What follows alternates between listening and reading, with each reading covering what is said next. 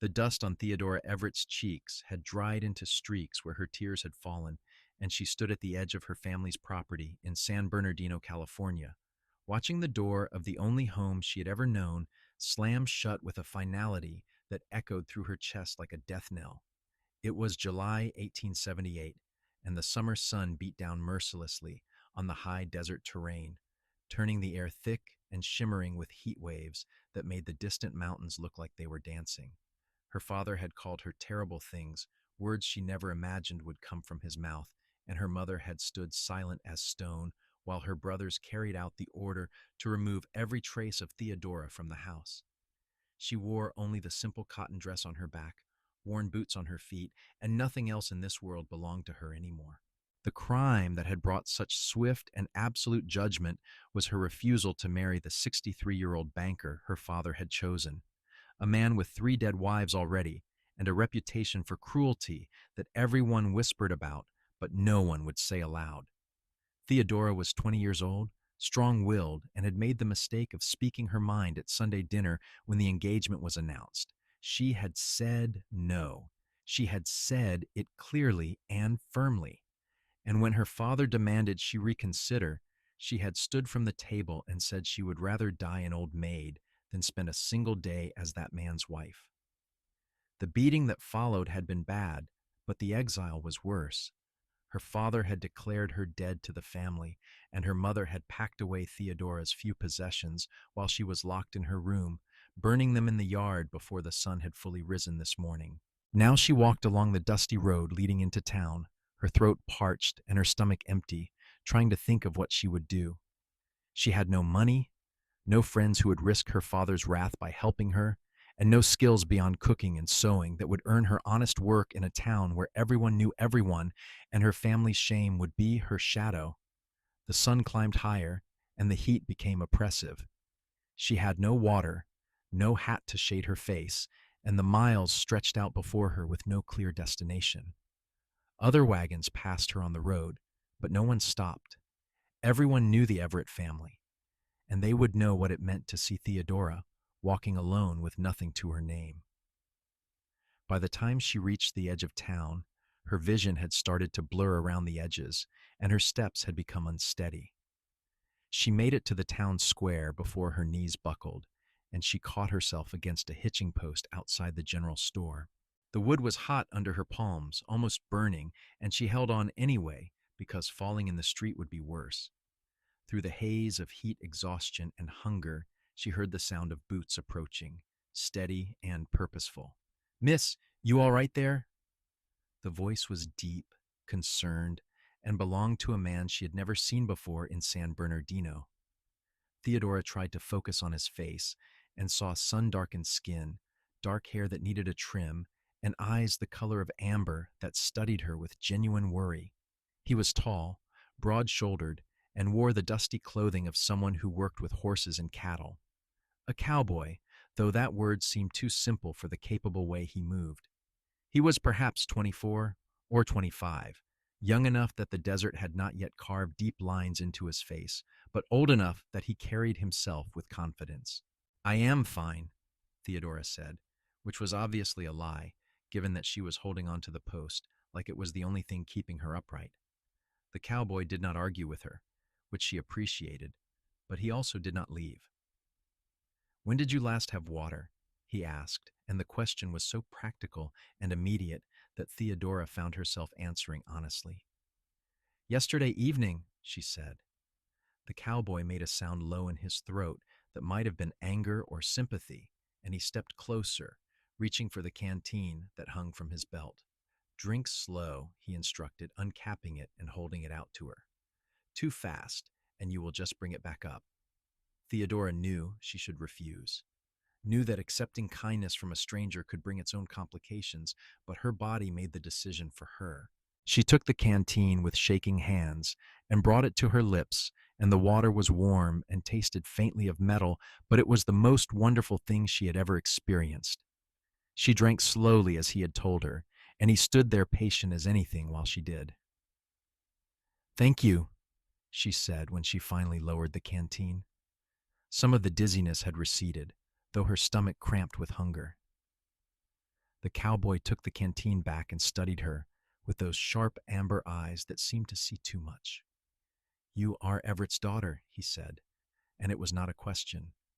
Theodora felt her spine stiffen with defensive pride, waiting for him to turn away or say something cruel. Instead, he just nodded slightly as if confirming something to himself. "Heard about that business. Heard you had backbone enough to say no to a man who did not deserve you. Reckon that took courage." The unexpected kindness of his words hit her harder than any of her father's blows, and Theodora felt fresh tears burning behind her eyes. She refused to let them fall, not here in the street where anyone might see. "Courage or stupidity," she said, trying to keep her voice level. "The result is the same either way." "Is not the same at all," the cowboy said firmly. "Stupidity gets you nothing worth having. Courage sometimes costs you everything, but leaves you able to look yourself in the mirror." He shifted his weight, glancing up at the brutal afternoon sun, then back to her. "You have somewhere to go? Someone who will take you in?" Theodora could have lied. Pride demanded she lie, but the truth was written all over her, in her empty hands and dusty dress, and the desperate way she had grabbed for that canteen, and lying would only waste both their time. "No," she said simply. The cowboy was quiet for a long moment, and Theodora prepared herself for pity or a few coins pressed into her hand before he walked away. Instead, he said something that would change the entire trajectory of her life. "My home is your home now, if you want it." Theodora stared at him, certain she had misheard, or that the heat had finally made her start hallucinating. "I beg your pardon." "Got a ranch about 5 miles west of here," he said, gesturing vaguely in that direction. "Not much to speak of yet, just me and a lot of work that needs doing. Could use help with the house and the cooking if you are willing to work. In exchange, you get a roof over your head, food in your belly, and nobody asking you to do anything that goes against your conscience. Fair trade, seems to me." "You do not even know me," Theodora said, suspicion and hope warring in her chest. "Why would you make such an offer?" The cowboy smiled slightly, and it transformed his whole face from stern to something warmer. "Name is Mason Bryant.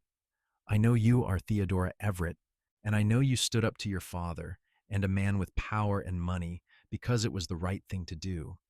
I know you would rather walk into the desert with nothing than compromise yourself. That tells me plenty about your character. As for why," he shrugged. "My ma raised me to help folks when I could. Seems like you could use help and I can offer it. Simple as that."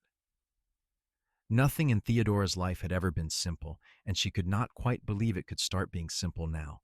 But the alternative was collapsing in the street or trying to survive on her own with no resources, and Mason Bryant's offer, strange as it was, had been made with what seemed like genuine sincerity. "People will talk," she said. "A single woman living at a single man's ranch." "People always talk," Mason said dismissively. "Can get the reverend out to assure everyone it is all proper if that helps. Or you can just not give a damn what they think, which is my usual approach to life. Up to you." He waited, not pressuring her, just standing there like he had all the time in the world, while she decided whether to trust him. Theodora thought about her options, which were few and grim. She thought about the way Mason had approached her with concern instead of judgment. She thought about the fact that he had not tried to touch her beyond handing her the canteen, that he had not leered or made suggestions, that he had offered work and dignity instead of charity. And she thought about the fact that she had already lost everything, which meant she had very little left to lose. "All right," she said, and the word came out stronger than she felt. "I accept your offer, Mr. Bryant. And I promise I will work hard to earn my keep." "Just Mason," he corrected. "And I got no doubts about your work ethic. Come on then, let us get you somewhere cooler before this sun finishes what your family started." He gestured toward a horse tied up nearby, a good-looking bay with intelligent eyes. "You ever ridden before?" "Some," Theodora admitted. Her father had allowed her to ride when she was younger, before he decided it was unladylike. Mason nodded and moved to his horse, swinging up into the saddle with easy grace. Then he extended his hand down to her. "Give me your hand. I will pull you up behind me," he said. Theodora hesitated only a moment before reaching up. His hand was calloused and strong, and he lifted her with such ease that she barely had to scramble at all before she was seated behind him on the horse. "Hold on around my waist," he instructed. "Trail can be rough in places." Theodora carefully put her arms around him, conscious of every place where her body pressed against his back.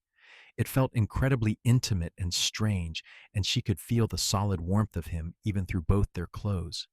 Mason did not seem bothered at all. He just clicked his tongue at the horse and turned them west, out of town, and toward whatever future awaited her at his ranch. The ride took longer than the 5 miles should have because Mason kept the pace easy, probably for her sake, though he did not say so. The landscape around them was harsh desert scrubland, dotted with Joshua trees and sage, with the San Bernardino mountains rising purple and dramatic in the distance. The land had a stark beauty to it, but Theodora could see how unforgiving it would be to anyone unprepared. They passed other ranches, some prosperous-looking with good fences and fat cattle, others barely holding on. Mason's ranch, when they finally reached it, fell somewhere in between. The house was small, but solidly built, wood construction with a covered porch that would provide blessed shade. There was a barn that looked newer than the house, a corral with several horses, and what looked like the beginnings of proper fencing stretching out across the property. It was not prosperous yet, but it had potential. It looked like the kind of place a man built with his own 2 hands, one board at a time. "Here we are," Mason said, bringing the horse to a stop in front of the house. He dismounted first and then helped Theodora down, his hands careful and respectful at her waist. Her legs were shaky when her feet hit the ground, and he steadied her until she found her balance. "House has 2 bedrooms. You will take the bigger one. I will bunk in the small one." "That does not seem right," Theodora protested. "This is your home. I should not take your room." "Bigger room is already set up properly, and I am not about to make a lady sleep in the room I have been using as mostly storage," Mason said firmly. "Besides, I am up before dawn most days and turn in after dark. Just need a place to lay my head. You will be spending more time in the house, so you should have the better room. No arguments." Theodora was not used to men who stated their intentions so plainly, and then simply expected to be respected without having to raise their voices or fists. It was disconcerting and oddly reassuring at the same time. "Thank you," she said quietly, "for all of this. I do not understand why you are being so kind to me, but I am grateful." Mason looked at her for a long moment, and something shifted in his expression that she could not quite read. "My ma was in a bad situation once, before she married my pa," he said finally. "Folks in her town turned their backs on her over something that was not even her fault. She nearly died before a kind family took her in. She used to tell me and my sisters that kindness is not something you have to understand. You just have to do it when you can. So that is what I am doing." He cleared his throat as if embarrassed by his own sentiment and turned toward the house. "Come on, let us get you settled and fed. You look like you are about to fall over." The inside of the house was basic but clean, with a main room that served as kitchen and living space, and the 2 bedrooms opening off of it. Mason had not been lying about the storage. The small room was indeed packed with extra tack, tools, and various supplies. The larger bedroom had a real bed with a frame and mattress, a washstand with a basin and pitcher, and a small chest of drawers. The window looked out over the corrals and the mountains beyond. "There is a pump outside for water," Mason said from the doorway, not entering her room. "Outhouse is behind the barn. I know it is not fancy, but everything works and keeps the weather out. Linens in the chest there are clean. I will leave you to rest for a bit while I tend the horses, and then I will rustle up some food." "I can cook," Theodora said quickly. That is part of our arrangement, is it not? I should start earning my keep immediately. Mason's expression softened. You have been through hell today. Take an hour to rest and gather yourself. The work will still be there waiting, I promise. Nobody is going to throw you out for taking a breath. He pulled the door partly closed to give her privacy, and she heard his boots crossing the main room and then the front door opening and closing.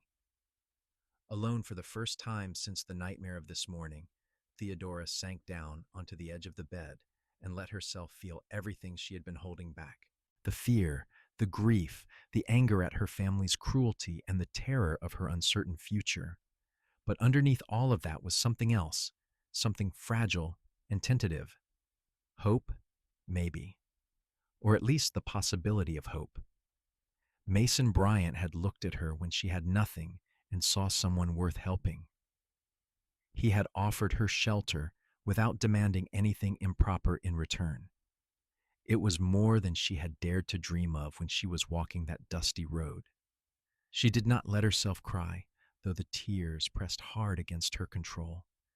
Instead, she used the water in the pitcher to wash the dust from her face and hands, and she straightened her dress as best she could. Then she went out into the main room to take stock of the kitchen. There was a good iron stove, a table with 4 chairs, shelves with basic supplies, and a larder with flour, beans, some salt pork, and other staples. Not fancy, as Mason had said, but plenty to work with. By the time Mason came back inside, she had a fire going in the stove and was working on biscuits and beans with some of the salt pork fried up. He stopped in the doorway and stared at the activity in his kitchen, surprise clear on his face. Thought you were going to rest, he said. I thought about it, and then I decided I would rather be useful, Theodora replied, focusing on the biscuit dough to avoid looking at him directly. I hope you do not mind that I went through your supplies. Mind? This is the deal we struck, Mason said, moving to the basin to wash his hands and face. Though I meant it about taking time to recover. You do not have to prove anything to me. He dried off and came to lean against the counter, watching her work. Those biscuits look a sight better than anything I have ever managed. You really can cook. My mother insisted I learn everything a wife should know, Theodora said, and there was more bitterness in her voice than she intended. Ironic, given that she stood by while my father cast me out. Mason was quiet for a moment. Reckon some folks get so beaten down by life that they stop fighting even when they should, he said. Not an excuse, mind you, just an observation. But her weakness does not have to define you. The simple wisdom of that statement settled something in Theodora's chest. He was right. She had fought back, had refused to let her father break her spirit even when he took everything else. That meant something. That mattered. They ate dinner together at the table as the sun began to sink toward the horizon, painting the sky in shades of orange and gold. Mason told her about the ranch, how he had bought the land 2 years ago with money saved from working cattle drives and breaking horses. He had built most of the structures himself, working from dawn until well past dark most days. His plan was to build up a herd and eventually have a profitable operation, but it was slow going doing everything alone. Having help with the house and the meals will free up considerable time, he said, sopping up the last of his beans with a biscuit. And if you are willing, there is plenty of other work. Garden needs tending. Chickens would be useful to have, mending and such. But we can figure all that out as we go. No rush. I am willing, Theodora assured him. For whatever needs doing. You have given me a chance when no one else would. I intend to prove that your faith was not misplaced. Mason smiled at her, and it was the kind of smile that reached his eyes and made him look younger. Something tells me you are going to do just fine, Theodora.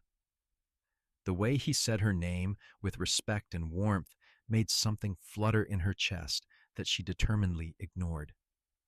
This was a business arrangement, a practical solution to her desperate circumstances. She could not afford to read anything else into his kindness. After dinner, Mason insisted on helping clean up despite her protests that it was her job now.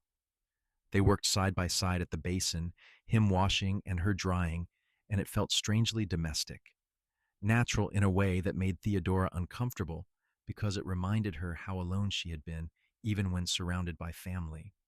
When the last dish was put away, exhaustion finally caught up with her in a wave that made her sway on her feet. Bed, Mason said firmly, catching her elbow to steady her. You have done more than enough for today. Get some sleep, and tomorrow we will work out a proper routine. He walked her to her bedroom door like a gentleman seeing a lady home from a dance, which was absurd given the circumstances, but somehow completely in character for him. Sleep as late as you need. I will be up early to tend the stock, but you do not have to match my hours. I am an early riser, Theodora said, though right now the bed looked so inviting she thought she could sleep for a week. Thank you again, Mason, for everything. You are welcome, he said simply. Good night, Theodora. She closed the door and leaned against it for a moment, listening to his footsteps retreat to his own room. Then she changed into her chemise, which was all she had to sleep in now, and crawled into the bed. The mattress was surprisingly comfortable, the linens clean and smelling faintly of sage, and within moments of her head hitting the pillow, Theodora was asleep. She woke before dawn to the sound of Mason moving around quietly in the main room, clearly trying not to disturb her. Theodora dressed quickly in the same dress from yesterday, since it was the only clothing she owned now, and went out to find him pulling on his boots. He looked surprised to see her. Morning, he said. Did not mean to wake you. You did not. I told you I was an early riser, Theodora said, moving to the stove to stir up the fire. I will have breakfast ready by the time you finish with the horses. Mason looked like he wanted to argue, but thought better of it. Coffee fixings are in the tin on the second shelf. I will be back in about an hour. He grabbed his hat from the peg by the door and headed out into the pre-dawn darkness. Theodora set about making breakfast with a strange sense of purpose she had not felt in years. At her family's home, cooking had been a chore, done under her mother's critical eye, every mistake noted and punished. Here, in this small ranch house, it felt different. She was cooking for someone who appreciated the effort, who had shown her kindness without expecting anything untoward in return. It made the work feel meaningful. When Mason returned, she had coffee ready, flapjacks on a platter, and eggs fried in the leftover salt pork grease. His face lit up at the sight, and he washed up quickly before sitting down to eat. You are trying to spoil me, he said around a mouthful of flapjacks. These are incredible. They are just flapjacks, Theodora said, but she felt pleased by his praise nonetheless. Nothing special. Everything is special when you have been living on burned beans and stale bread for 2 years, Mason countered. Trust me on this. He ate with the single-minded focus of a man who did hard physical labor and burned through food like fuel. When he finally pushed back from the table, he looked satisfied in a way that went beyond just being full. That will keep me going until dinner. You planning to stay around the house today, or do you want to see more of the property? I should probably stay here and do a proper cleaning, Theodora said, looking around at the dust and general bachelor untidiness of the place. Unless you need me for something else? House is yours to do with as you please, Mason said. There is a root cellar out back if you need to store anything cool, and there is a trunk in the storage room with things that were my ma's. Clothes mostly, and some other odds and ends. Pa gave them to me when she passed. Said maybe someday I would have a wife or daughters who could use them. You are welcome to anything in there that fits or that you can alter. No sense in you having only one dress when there are perfectly good clothes going to waste. The casual generosity of the offer made Theodora's throat tight. Are you certain? Those are your mother's things. They must have sentimental value. They do, Mason agreed. Which is why I would rather see them used and appreciated than moldering in a trunk. Ma would have liked you, I think. She always admired women with spine. She would be happy knowing her things were helping someone who needed them. Theodora did not trust herself to speak for a moment. Finally, she managed, Thank you. I will take good care of them. Mason nodded and stood, stretching in a way that made his shirt pull tight across his shoulders. Theodora looked away quickly, feeling heat in her face that had nothing to do with the stove. I will be working on the north fence line today. If you need anything, ring the bell on the porch and I will come running. Otherwise, I will be back around sundown. After he left, Theodora spent the morning exploring the house more thoroughly and cleaning. She found the trunk Mason had mentioned and opened it with careful reverence. Inside were several dresses in practical fabrics, all well made and clearly cared for. There were also some undergarments, a good wool shawl, a pair of boots that looked barely worn, and a wooden box containing sewing supplies and a few pieces of simple jewelry. Theodora held up one of the dresses, a dark blue cotton with a simple cut, and found it would probably fit her with minimal alterations. She set it aside to try on later and continued her inventory of the house. By mid-afternoon, she had swept and scrubbed the main room, aired out both bedrooms, and organized the kitchen so that everything made sense. She found a battered but serviceable wash tub and used some of her precious energy to pump and heat water for laundry. There was not much to wash, mostly dish towels and some of Mason's work shirts that were stiff with sweat and dirt, but she scrubbed them clean and hung them on a line she found strung between two posts near the house. When Mason returned as the sun was setting, he stopped dead in his tracks at the edge of the porch, staring at the clean windows and swept floor visible through the open door. "Did you do all this today?" he asked, sounding almost bewildered. "It needed doing," Theodora said simply, wiping her hands on a rag. She had changed into the blue dress, which fit reasonably well, with only a small tuck needed at the waist. Mason's eyes went wide when he saw her, and something crossed his face that looked almost like wonder. "That was Ma's favorite dress," he said quietly. "Looks good on you. Real good." The compliment made Theodora's face heat again, and she busied herself with checking the stew she had made for dinner. "I hope it is all right that I wore it. I needed to wash my other dress." "More than all right," Mason assured her. "Like I said, makes me happy to see them used." He came inside and washed up, and they sat down to dinner together. The stew was rich and filling, made with some dried beef she had found in the larder and vegetables from a small, sorry-looking garden plot behind the house that she had plans to resurrect. Mason ate 2 full bowls and then sat back with a contented sigh. "I could get used to this real quick." "It is the least I can do," Theodora said. "You have given me a home when I had nowhere else to go." Mason's expression turned serious. "This is not charity, Theodora. You are working for your keep and doing a damn fine job of it from what I can see.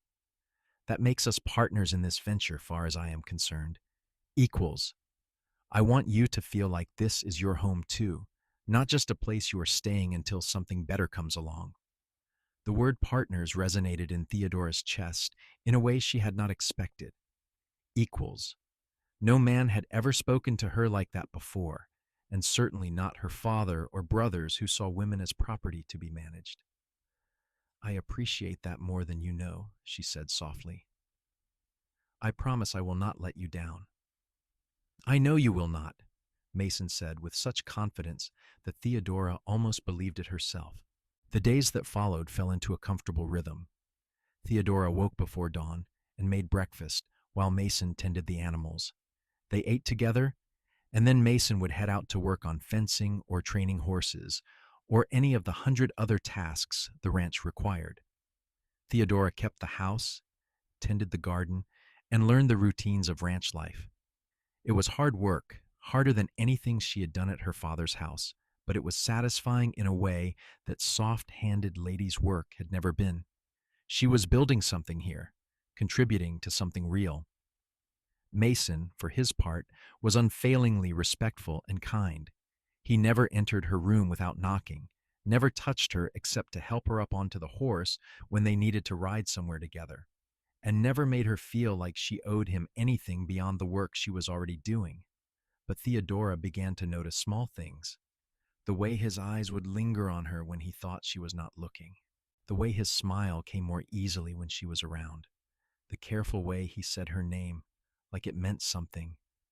And if she was honest with herself, she noticed the way her own heart would speed up when she heard his footsteps on the porch, the way she found herself watching for him through the window as sunset approached, the way she took extra care with her appearance and the meals she prepared, wanting to please him in ways that went beyond simple gratitude.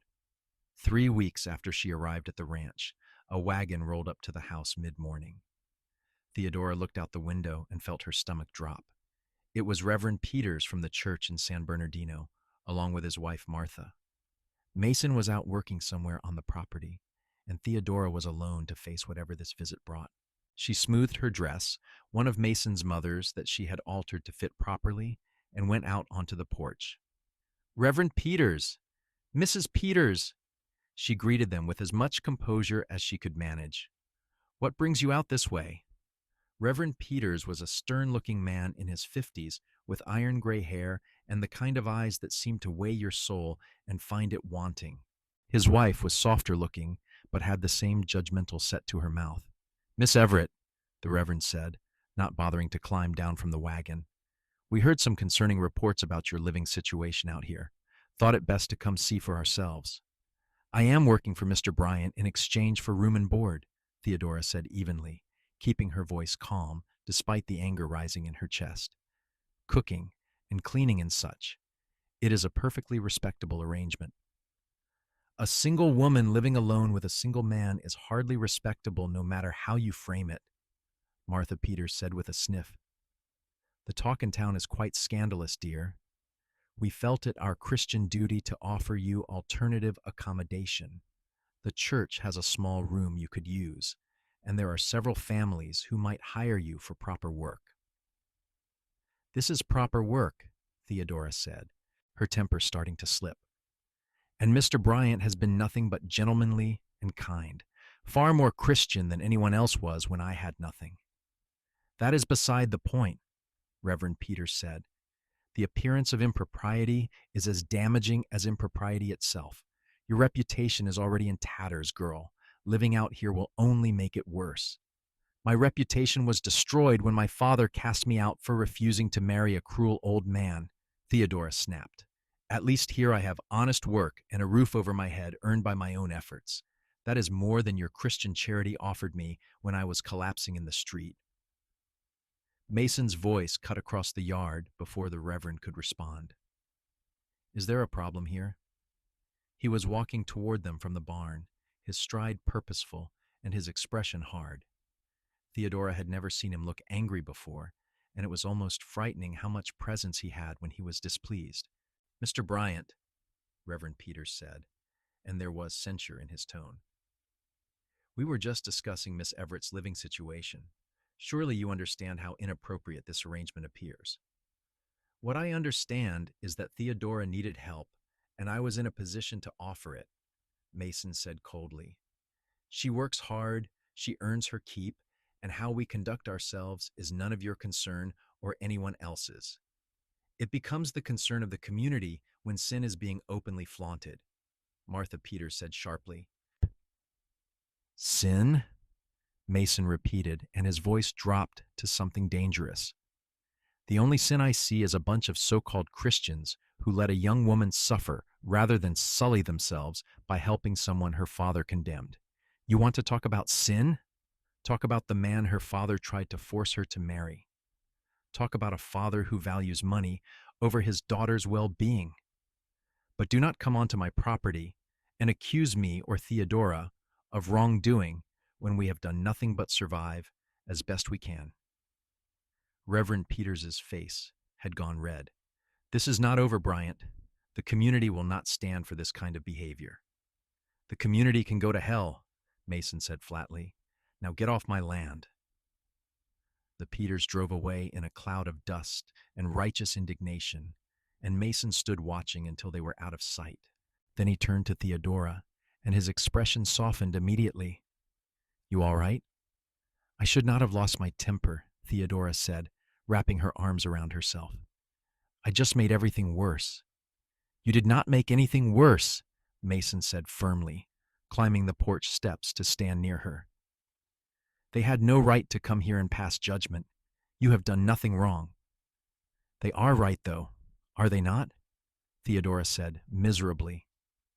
About the appearance of things. People will always assume the worst. It will reflect badly on you, on the ranch.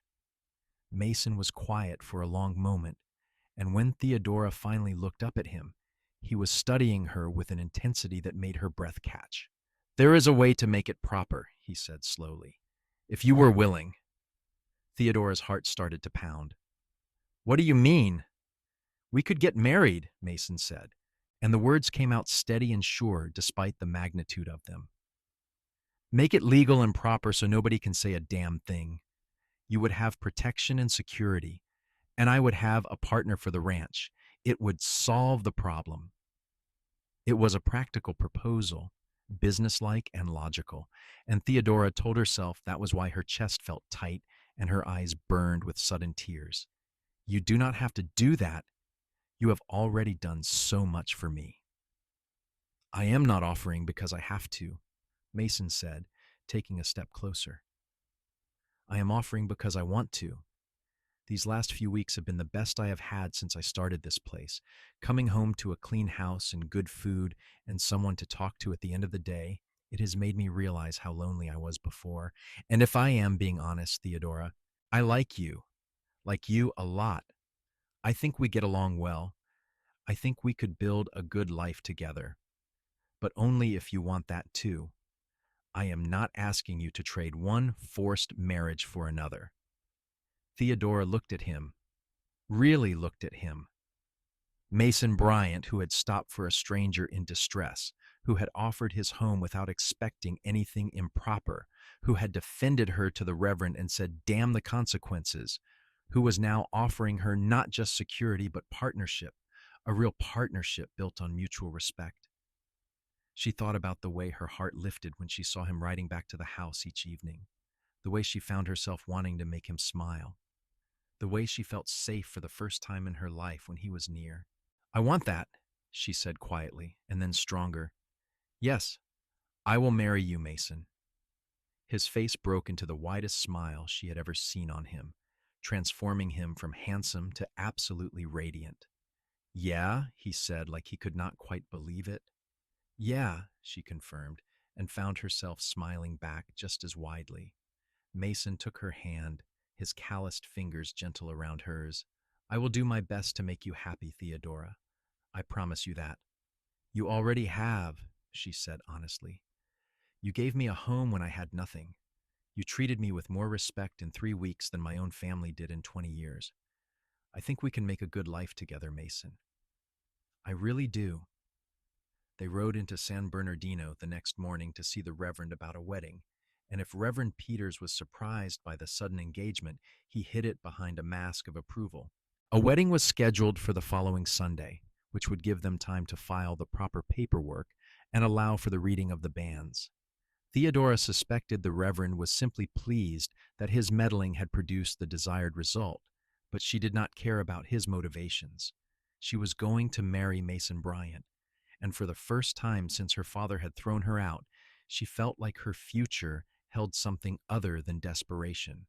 The week before the wedding passed in a blur of preparation. Mason rode into town and came back with fabric for a proper wedding dress, soft cream-colored muslin that must have cost him more than he could easily afford. Theodora protested, but he just shook his head and said he wanted her to have something nice. She spent her evenings sewing the dress, keeping it hidden in her room so he would not see it before the wedding. It was a small vanity, wanting to surprise him, but he indulged it with good humor. They also talked more in that week than they had in all the time before, sitting on the porch after dinner and sharing their histories.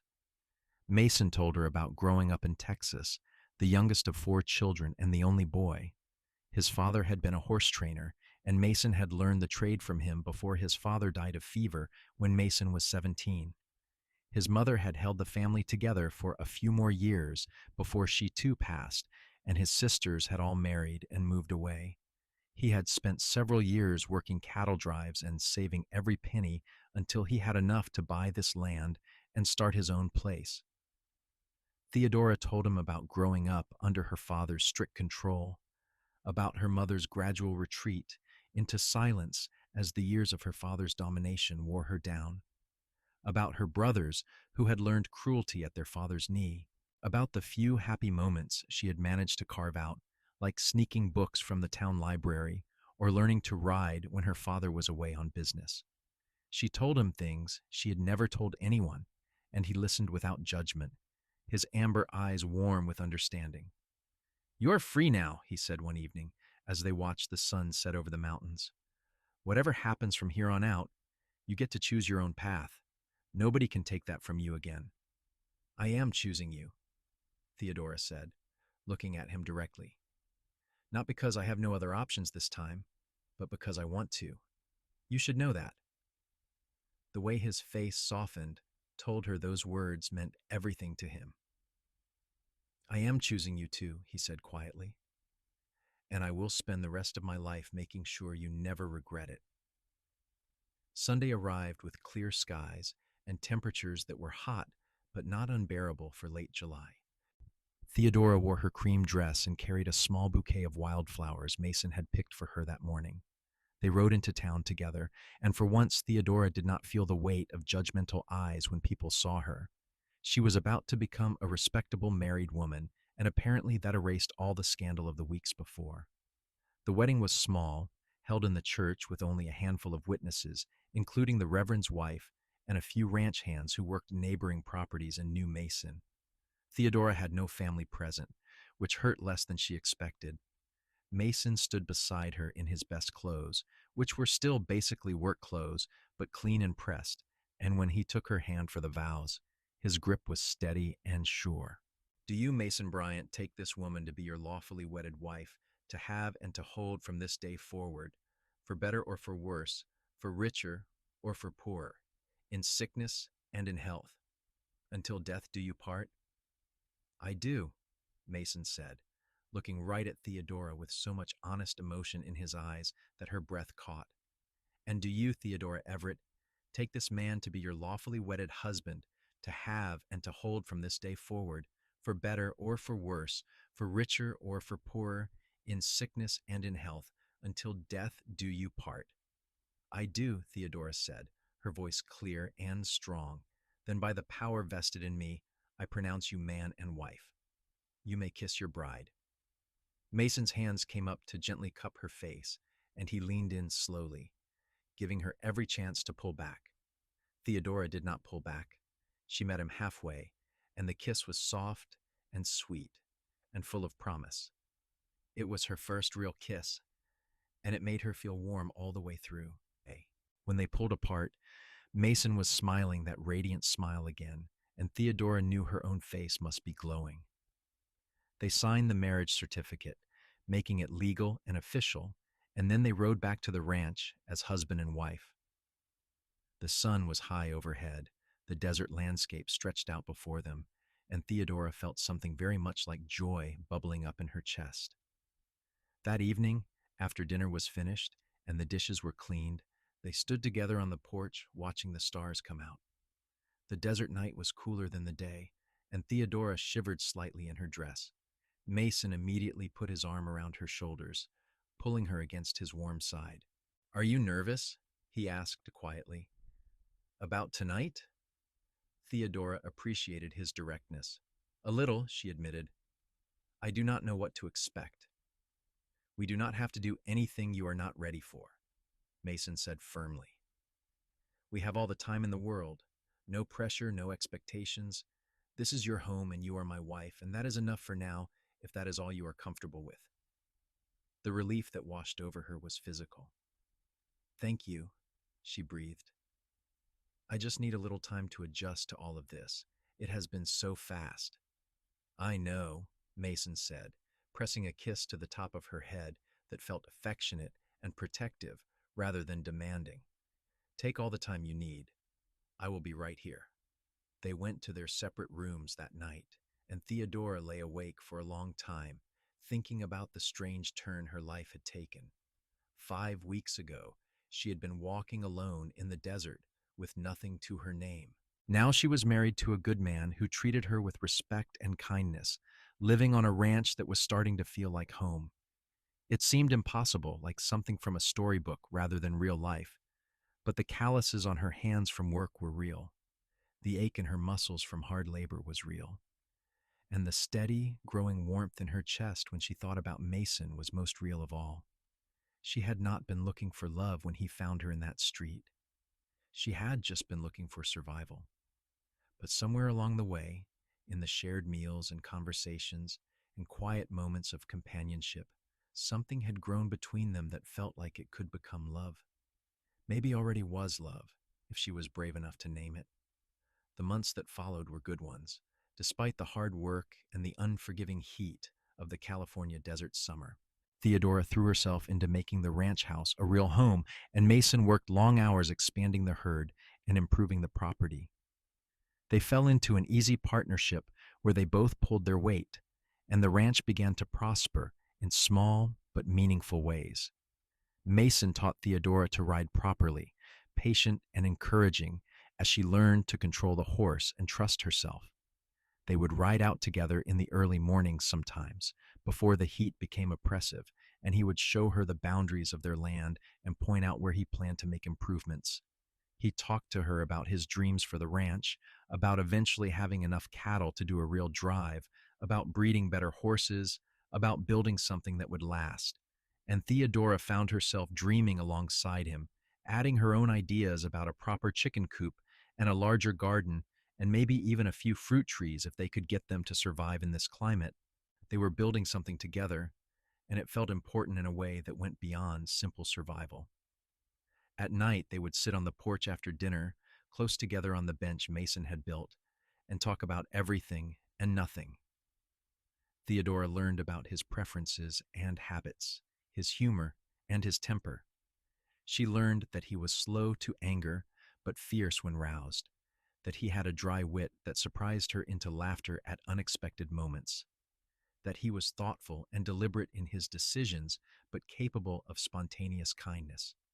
And Mason learned her in return, learned that she was smarter than her father had ever allowed her to be, that she had thoughts and opinions on everything from politics to ranching to the books she had managed to sneak and read over the years, learned that she had a stubborn streak a mile wide when she thought she was right, learned that she hummed when she cooked, and that she always woke before dawn no matter how late she stayed up.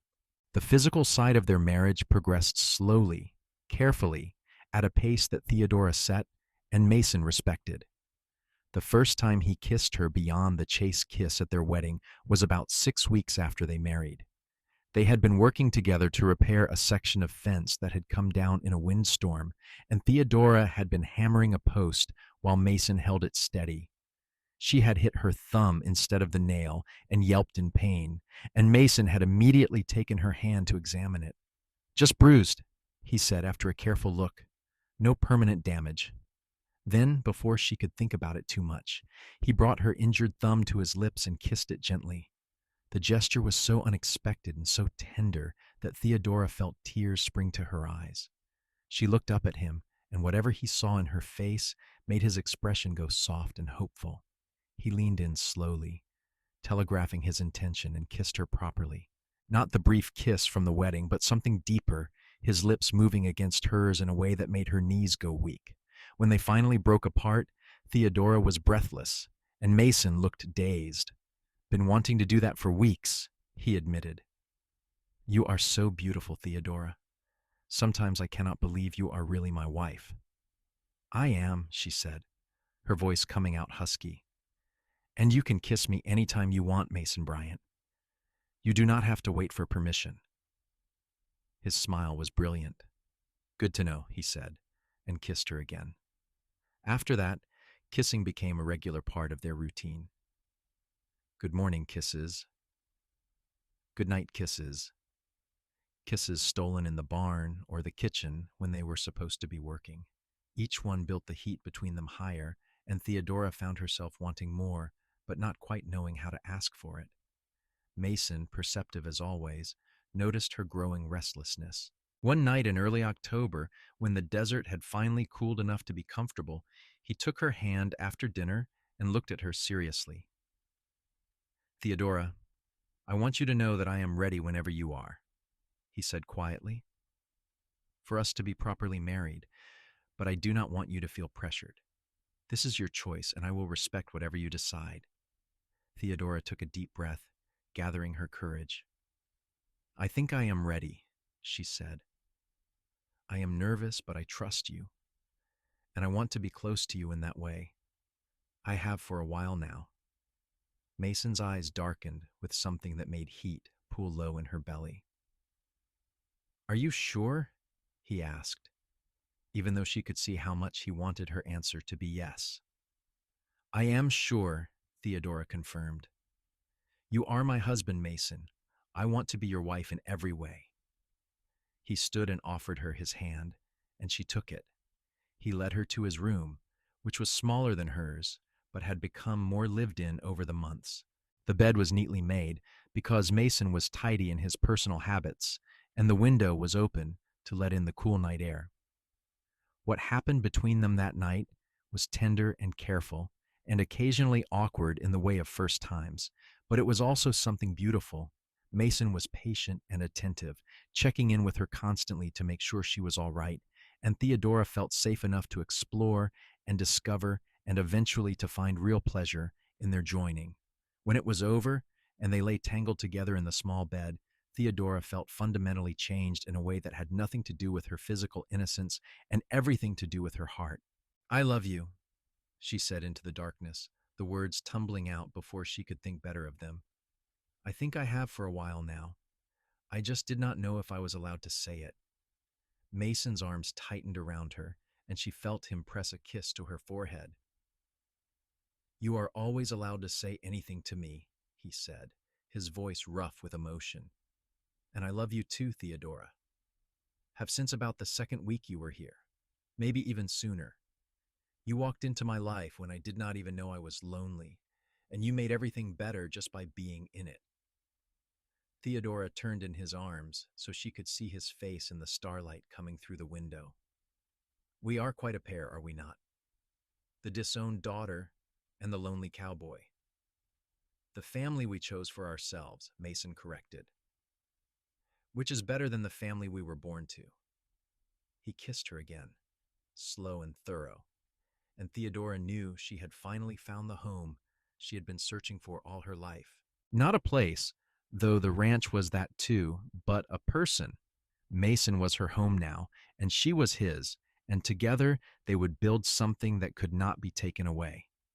The years that followed were not without their challenges. There were droughts that threatened the cattle and storms that damaged the buildings. There were difficult calvings and fence breaks, and all the thousand disasters that could befall a ranch in the unforgiving California desert. But Theodora and Mason faced everything together, partners in the truest sense, and somehow they always found a way through. The ranch grew steadily more prosperous. Mason's skill with horses became well known in the region, and people started bringing him difficult animals to train.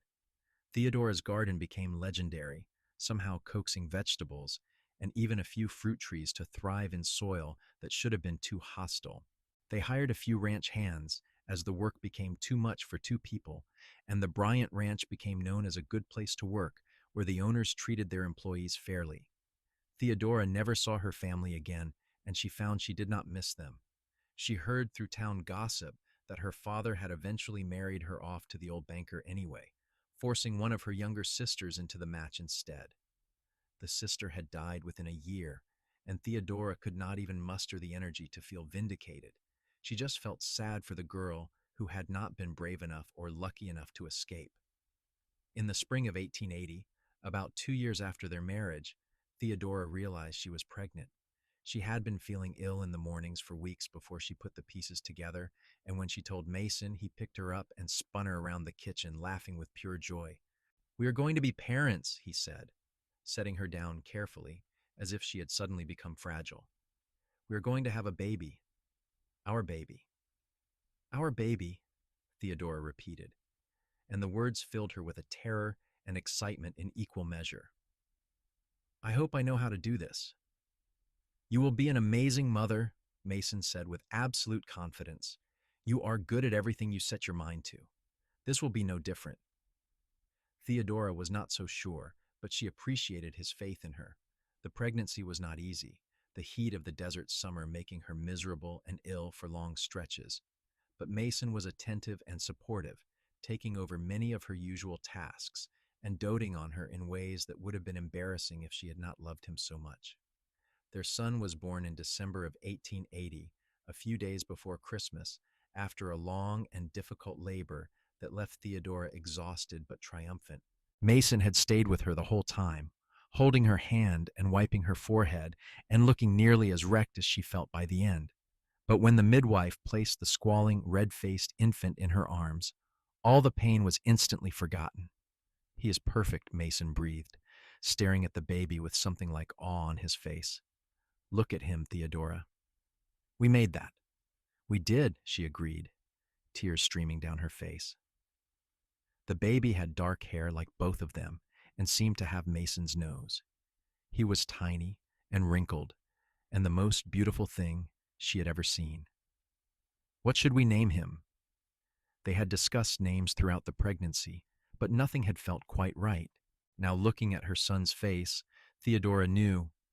Thomas, she said. Thomas Mason Bryant. After my grandfather, the only person in my family who was ever kind to me. Thomas, Mason repeated, reaching out to let the baby wrap one tiny hand around his finger. Welcome to the world, son. We are so glad you are here. Thomas was a healthy, loud baby who demanded attention and gave affection freely. He transformed their lives in ways both exhausting and wonderful, and Mason proved to be every bit as devoted a father as he was a husband. Theodora would often come into a room to find Mason just sitting and staring at the baby with a look of such profound love that it made her chest ache with happiness. 2 years later, their daughter was born. Elizabeth Ann Bryant arrived in the early morning of a spring day. Quieter than her brother, but no less perfect. Mason held her with the same reverence he had shown Thomas, and Theodora watched her husband become father to 2 children and knew that her life had become something she never could have imagined that terrible day her family cast her out. The children grew healthy and happy, running wild on the ranch and learning the land the way their parents had. Thomas had his father's steady patience and his mother's stubborn determination. Elizabeth had her mother's sharp mind and her father's easy charm. They were good children, and more importantly, they were loved children. Theodora and Mason made sure their children knew every single day that they were wanted and valued, that their opinions mattered, that they had choices in their own lives. As the years passed, the ranch continued to prosper. They expanded the house, adding more rooms for the growing family. They built a proper barn and installed a windmill for more reliable water. The Bryant Ranch became one of the most successful in the region, known for quality horses and fair dealings. San Bernardino grew and changed around them as California boomed. The railroad came through, bringing new opportunities and new people.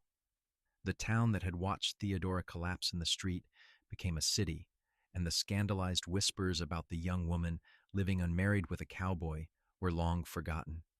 Mason and Theodora Bryant were now pillars of the community, respected for their hard work and integrity. In 1890, when Theodora was 32 and Mason was 36, they stood together on the porch of their home and watched the sunset paint the mountains in shades of purple and gold. Their children were inside, Thomas helping Elizabeth with her schoolwork at the kitchen table. The house was full of life and love and the comfortable chaos of a happy family. "Do you ever think about that day I found you in town?" Mason asked, his arm around her waist, in the easy intimacy of a dozen years of marriage. "About how different things could have been?" "Sometimes," Theodora admitted. "Though it feels like a different life entirely now, like it happened to someone else." "You have come a long way from that scared girl with nowhere to go," Mason observed. "We both have," Theodora corrected. "You were a lonely cowboy trying to build a dream by yourself. Now look at us, a thriving ranch, 2 beautiful children, a life we built together from nothing." Mason pulled her closer and kissed the top of her head. "Best decision I ever made. stopping to help you that day. Best decision I ever made was saying yes when you offered me a home, Theodora said, turning in his arms to look up at him. His face had aged over the years, weathered by sun and wind and hard work, but to her he was just as handsome as the day he had offered her water from his canteen. You saved my life, Mason Bryant, in every way that matters. You saved mine right back, he said seriously. I was just existing before you. You taught me how to really live. They kissed as the sun sank below the horizon, two people who had found each other in the most unlikely of circumstances and built something enduring and true. The story of how they met had become family legend, told and retold to their children and later to their grandchildren. How her family had thrown her out with nothing at all, and how the cowboy had said his home was her home now, and how that simple act of kindness had become the foundation of a love story that lasted their entire lives. More years passed, bringing more changes and more blessings. Thomas grew up to be a skilled horse trainer like his father and eventually married a school teacher from Los Angeles who came to San Bernardino to teach.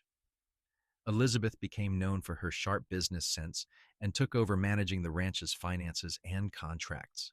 Both children stayed close to home, building their own houses on Bryant land, and the ranch became not just a property, but a true family legacy. Mason and Theodora aged together, their hair going gray and their bodies slowing down, but their love never diminished. They still sat on that porch together every evening, still talked about everything and nothing, still looked at each other with the same fondness they had discovered in those early days of their marriage. When Mason died in 1912 at the age of 58, sudden and swift from a heart that simply gave out while he was working with a horse, Theodora felt like part of her soul had been ripped away. Thomas found her sitting on the porch bench they had shared for so many years, staring out at the land Mason had loved, tears streaming silently down her face. He was the best man I ever knew, she said to her son. He gave me everything when I had nothing. He loved me when I did not think I was worthy of love. He built this whole beautiful life for us with his own two hands. He loved you more than anything, Thomas said, sitting beside her and taking her hand. That was always clear to everyone who saw you together. You made him happy, Mama, every single day. Theodora lived for 11 more years after Mason's death, long enough to see grandchildren born and to watch the ranch continue to thrive under Thomas and Elizabeth's management. But everyone could see that part of her had gone with Mason, that she was just waiting until she could join him again. She spent her days tending the garden they had built together, and her evenings on that porch, talking to the empty space where her husband used to sit. When Theodora died peacefully in her sleep in 1923, at the age of 65, her children buried her next to Mason on a hill overlooking the ranch, just as she had requested. The stone was simple, but the inscription said everything that mattered. Theodora Everett Bryant, beloved wife and mother, 1858-1923. My home is your home now. And below that, Mason's stone read, Mason Bryant, beloved husband and father, 1854-1912. Together, we built everything. The ranch stayed in the Bryant family for generations, and the story of how it all began was passed down faithfully. The story of a young woman who lost everything and a young man who offered her a home. Of two people who built a partnership based on respect and grew it into a love that lasted through decades and beyond death. Of how sometimes the worst moments of your life can lead to the best if you are brave enough to accept kindness and strong enough to build on it. The house they had shared still stood, expanded and modernized, but still fundamentally the same. The land they had worked still prospered. And somewhere in the quiet desert evenings, when the sun set over the mountains in shades of purple and gold, maybe two spirits still sat together on a porch, watching over the legacy they had created and the love they had shared, eternal and unbreakable as the California desert itself. Their great-grandchildren would eventually tell the story to their own children, keeping alive the memory of Theodora, who had been thrown out with nothing, and Mason, who had said his home was her home and how that simple act of cowboy kindness had become the cornerstone of everything that followed.